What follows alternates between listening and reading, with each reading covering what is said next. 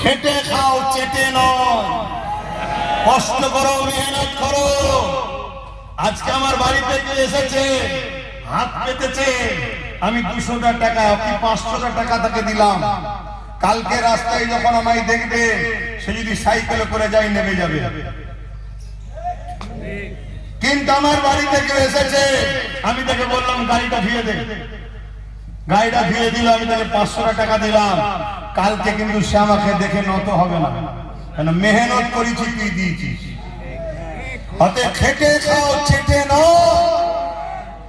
তো ভাইরা, আল্লাহ রাসূল বলছে ইসকা শরীফে, কোন মুসলমান যদি জালিম